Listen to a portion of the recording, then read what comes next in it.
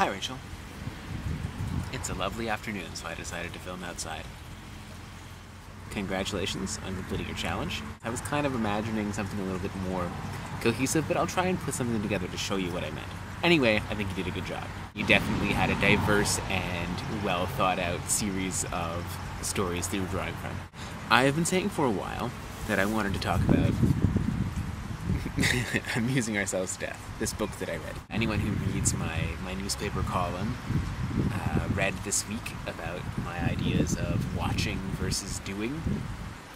And I feel like that's a lot of, or part of anyway, what this book talks about. I've done a lot of reading recently that had to do with the idea of reading. I mean, it was written in 85? Copyright page.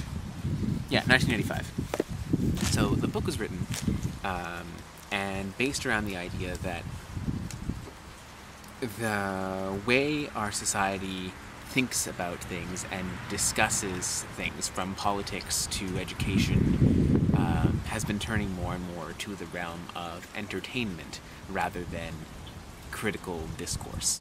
The idea being that once we were a verbal culture, passing down stories as our way of teaching, and then as alphabets were developed, we changed to a literature-based, a writing-based society or societies, and that the invention of the radio moved us, or began to move us, out of that literate society where, you know, debates could go on for hours and everything was based on written fact rather than spoken fact, to something where we began to expect things to come in short clips. The issues that I outlined in my watching versus doing column is that people tend to view watching or reading or listening as a passive activity. We tend to think of it as something we can sit down and just have the information flow over us and we'll get it.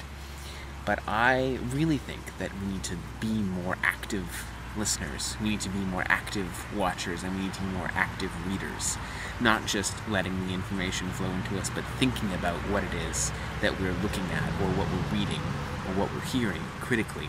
Asking questions, getting involved, pressing pause, and talking to the other people who are watching it with us. Sitting down and eating supper at the television rather than at the table. When you sit down at the table, conversation happens. When you sit down in front of the television, you're afraid to interrupt the action of what's happening on the screen for fear of missing something, and so you never speak, or if it is, it's in short clips. The problem, in any case, does not reside in what people watch. The problem is in that we watch. The solution must be found in how we watch. But I think that the emphasis is wrong here.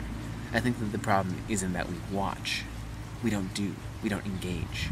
Which is why I think it's interesting to think about Amusing Ourselves to Death in the context of the YouTube community and the YouTube phenomenon. I'd be interested in hearing what Neil Postman would have had to say about YouTube and the collective work, because it's absolutely an extension of the short clips that he refers to. The concept of taking a large idea and narrowing it down and down until it's all about entertainment and not about the idea.